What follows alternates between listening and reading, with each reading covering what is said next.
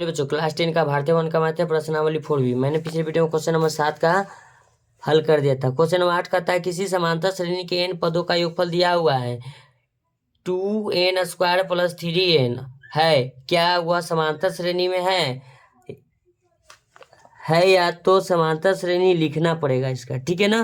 Question number ये 8 है आपका। चलिए, है तो इसका समांतर श्रेणी लिखना है।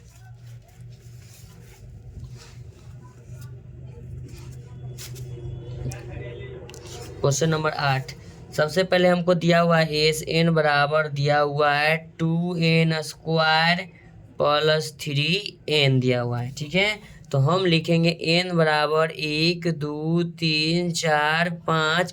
यानी कि n प्राकृत संख्या होता है, तब लिखेंगे n1, यानी कि n बराबर जब 1 लेंगे तो s1 बराबर हो जाएगा 2n के जगह पर 1 का स्क्वायर + 3 गुना 1, यानी कि 2, 1 का स्क्वायर 1 + 3 गुना 1 3, यानी कि ये आपका हो जाएगा 2 + 3 बराबर 5। क्या हो जाएगा आपका ये 5। फिर लिखेंगे, अब यहाँ चलेंगे बच्चों n बराबर 2 लेने पर, तो n बराबर 2 लेंगे तो लिखेंगे s2 बराबर 2 गुना 2 के स्क्वायर + 3 गुना n है, इनके मान 2 लिए हैं, लिखेंगे 2 दूना 4 + 3 दूना 6, 4 दूना 8 + 6 बराबर 14। कितना होगा 8 6 14, 2 के लिए हैं।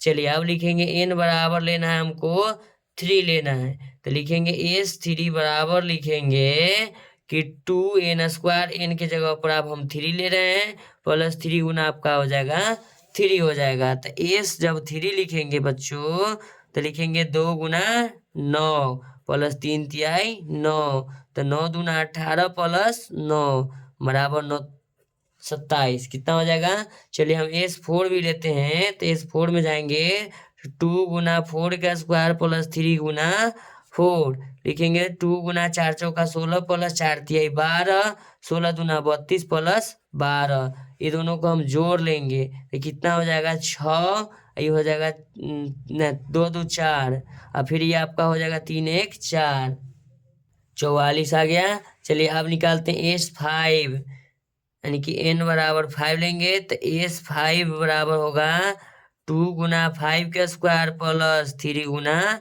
5, तो 2 गुना 50 25 + 5 तिहाई 15, 25 दूना 50 + 15, 50 और 15 आपका हो जाएगा 65। कितना हो गया 65।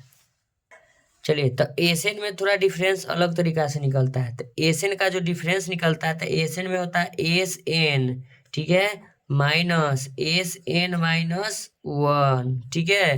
तो लिखेंगे एस एन, यानी कि पहला का एस एन 1 में आया था 5, माइनस s-1, यानी कि n के जगह पर फिर 1 रखेंगे, फिर 1 - 1 यानी कि क्या हो जाएगा 0, यानी कि s आपका 0 हो जाएगा। क्या हो जाएगा यहाँ s 0 का मान आपका क्या हो जाएगा 0, तो 5 में से 0 घटेगा तो आपका मान क्या हो जाएगा 5। चलिए फिर अगला लिखते हैं T2, यानी कि दूसरा टर्म लिखेंगे, इसको चलिए लिख देते हैं T1, ठीक है। चलिए छोड़ दीजिए यहाँ।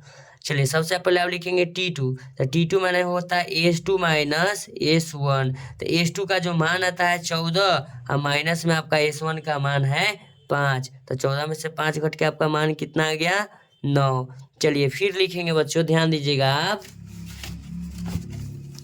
अब लिखेंगे T3। क्या लिखेंगे T3 में लिखेंगे S3 माइनस S2, तो S3 का मान आपका 27 था और S2 का मान 14 है, तो 27 में से जब 14 घटाएंगे तो आपका हो जाएगा 13। कितना होगा 13 होगा। फिर लिखते हैं T4, तो T4 का मतलब हो गया आपका, यहाँ हम लिखते हैं S4 माइनस S3, तो लिखेंगे S4 का मान है 44 माइनस S3 का मान है 27, घट के आपका हो जाएगा 17। क्या हुआ 17, यानी कि T1 का मान T2 का मान T3 का मान आ गया, तो T1 का मान 5 है, T2 का मान 9 हो गया, फिर आपका कितना आया 13 आया, फिर आपका कितना आया 17 आया। तो देखिए यहाँ से डिफरेंस निकालेंगे तब 9 में से 5 घटेगा कितना आएगा 4। तो चलिए हम डिफरेंस पहले चेक कर लेते हैं समांतर श्रेणी के लिए। चलिए तो लिखेंगे 9 - 5 बराबर 4, फिर लिखते हैं T3 - T2, 13 - 9 बराबर 4, फिर लिखेंगे 17 - 13 बराबर 4, यानी कि डी का जो मान है मेरा क्या है सब जगह सेम है, तो ये समांतर श्रेणी में हो जाएगा ना। समांतर श्रेणी में पूछा है कि नहीं, हाँ, तो लिख देंगे यहाँ हाँ। क्या लिखेंगे? हाँ। तो बोला कि समांतर श्रेणी में, तो समांतर श्रेणी लिखे, तो है तो लिख दिया 5, 9, 13 और 14। तो यही हमको लिखना था, समांतर श्रेणी में है तो लिखना था। चलिए, तो ऐसा ही वीडियो का कंटेंट पाने के लिए अपने चैनल को लाइक कर सकते हैं, सब्सक्राइब कर सकते हैं। Thank you so much.